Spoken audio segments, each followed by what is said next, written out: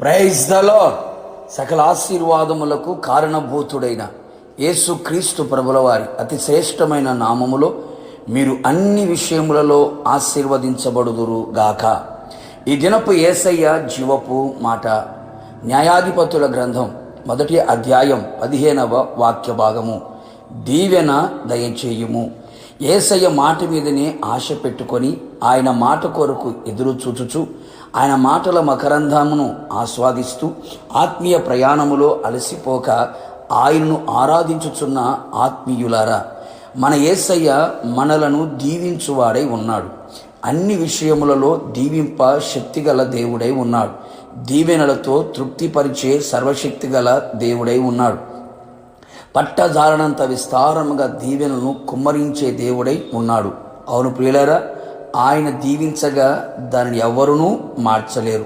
పరలోక సంబంధమైన దీవెన, ఆత్మ సంబంధమైన దీవెన, శరీర సంబంధమైన దీవెన, భూ సంబంధమైన దీవెనలు ధారాళముగా మన వ్యక్తిగత జీవితములలో, సంఘములలో, కుటుంబములలో అనుగ్రహించున్నట్లు ఆయన దీవెనలకు యోగ్యులుగాను అర్హులుగాను కనబడినట్లు మన జీవితములను మనము మలుచుకొనేదము, దీవించబడెదము.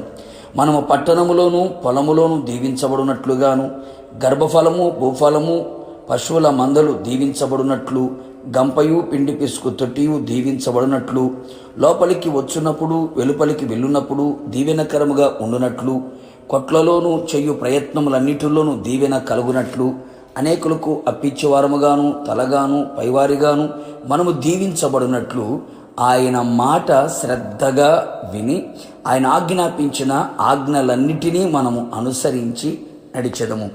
ఈ విధముగా చేయక దీవెనకు బదులుగా శాపమును అనేకులు అనుభవించుచున్నారు. అలాగున మనము ఉండకూడదు. మరింత జాగ్రత్త పడెదము. కపటము లేని వారముగాను, అంతరంగమందు బాహ్యమందు పరిశుద్ధత గలవారమై ఆత్మలో కపటము లేని వారిగా యథార్థమైన జీవితము జీవించిన ఎడల వారి వంశమును దేవుడు దీవించును. రెండింతలుగా దీవెనకరముగా ఉండునట్లు అనేకుల క్షేమము కొరకు ప్రభు సన్నిధిలో ప్రార్థించి విజ్ఞాపన చెయ్యువారమై ఉండేదము. అంతేగాక మునుపటి సత్ప్రవర్తన కంటే వెనుకటి సత్ప్రవర్తన అధికముగా ఉండునట్లు మన ప్రవర్తనలో పరివర్తన గలవారమై క్రీస్తునకు కలిగిన జీవితము జీవించదము. క్రీస్తు రక్తం, క్రీస్తు వాక్యం, క్రీస్తు ఆత్మచేత కడగబడి పరిశుద్ధులుగా కనబడెదము. ఇంకను ఆయన సన్నిధిలో అన్ని విషయములలో నమ్మకముగా దీవించి, అనగా సంఘములోను సమాజములోను కుటుంబములోను నీలో నీవు దేవుని ఎదుట నమ్మకముగా ఉండిన ఎడల మెండైన దీవెనలు పొందెదము. దేవుని యొక్క వాక్యమును అనుసరించి నడుచుచు అనుదినము ఆయన పాద సన్నిధిలో నిలిచి ఆయన వైపు చూచుచు విశ్వాస జీవితము కలిగి పరిశుద్ధులకు విశ్వాసులకు తగినట్లుగా జీవించదము. నిశ్చయముగా ఆకాశమందు ఆసీనుడైన దేవుడు నీ మీద దృష్టి నిలిపి, నీ కలిగిన సమస్తం మీద ఆయన దృష్టి నిలిపి దీవెనలు ధారాళముగా దయచేయునుగాక. ప్రార్థన.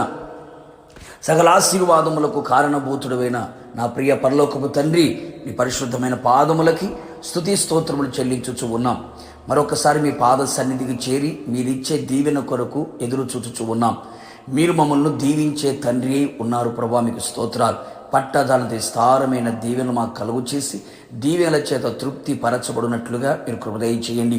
ఇది మొదలుకొని ప్రభా మీ సన్నిధిలో మీ మాట శ్రద్ధగా వినేవారిగాను, ఆజ్ఞలు అనుసరించి నడిచేవారముగాను, మీ సన్నిధిలో యథార్థముగా ప్రవర్తించేవారముగాను, వాక్యము ఉపదేశము కలిగిన వారమై నీ సన్నిధిలో నమ్మకమైన జీవితము జీవించున్నట్లుగా కృప దయచేసి దీవెనలతో నింపి మీరు ఆఖరికి సిద్ధపరచమని యేసు నామములో అడిగి పొందుకొని ఉన్నాము తండ్రి, ఆమెన్.